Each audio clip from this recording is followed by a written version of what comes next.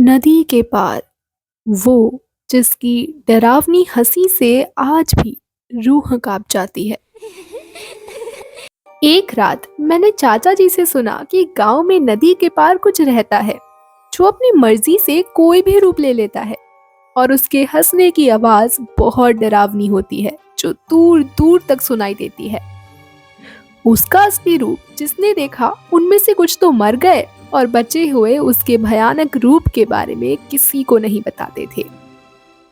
गांव के लोग डर के मारे उसका नाम लेने के बजाय वो ऐसा ही कहा करते थे। खैर उस रात मैंने ये सारी बात अपने दोस्तों को बताई और साथ चलने को बोला। कुछ तो डर गए और कुछ मेरे साथ चलने को तैयार हो गए। अब हम 4 दोस्त, मैं, बिट्टू, पवन और अशोक, नदी की तरफ चल पड़े। हम खेतों में से जा रहे थे और आसपास कोई नहीं था। फिर हम नदी के ऊपर बने पुल से नदी पार करके बंजर जगह पर पहुंच गए जहां बहुत से आक के पौधे थे जिसके ऊपर आम जैसा फल लगा था जिसके अंदर रुई जैसा कुछ होता है। हमें बाद में पता चला कि रात को उस पर थूकने से वो पीछे पड़ जाता है। पवन ने आम समझकर उसे खा लिया और कड़वा होने की वजह से वही पौधे पर थूक दिया। अचानक हमें पीछे से किसी के दौड़ने की आवाज आई पर वहां कोई नहीं था। हम डर कर घर की तरफ भागे और गांव में पहुंचकर अपने घर की तरफ चल दिए। पवन और बिट्टू का घर एक ही रास्ते में था। जब वो साथ साथ चल रहे थे तभी पवन के पापा सामने खड़े मिले और बोले कि बेटा मैं तुम्हारा ही इंतजार कर रहा था, और वो तीनों साथ में चल पड़े। बिट्टू के घर के पास पीर बाबा की दरगाह थी। पवन के पापा ने वहां पहुंचने से पहले ही पवन को बोला कि बेटा आज दूसरे रास्ते से चलते हैं।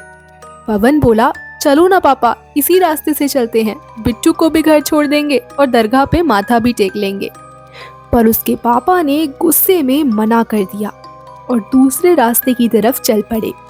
बिट्टू तो अपने घर की तरफ चल दिया और अचानक दरगाह के पास गिर पड़ा। पवन अपने पापा से हाथ छुड़ाकर बिट्टू को उठाकर उसके घर ले गया। उसने पीछे मुड़कर भी नहीं देखा। जब वो दोनों बिट्टू के घर पहुंचे तो उनके होश उड़ गए। ऐसा क्या देखा उन्होंने? वे देखते हैं कि बिट्टू और पवन दोनों के पापा बातें कर रहे थे। पवन को देखकर वो बोले कहाँ खेलने गए थे बेटा, इतना टाइम हो गया। अब पवन घबरा कर बाहर की तरफ दौड़ा और उसे दूर दूर तक कोई नजर नहीं आया।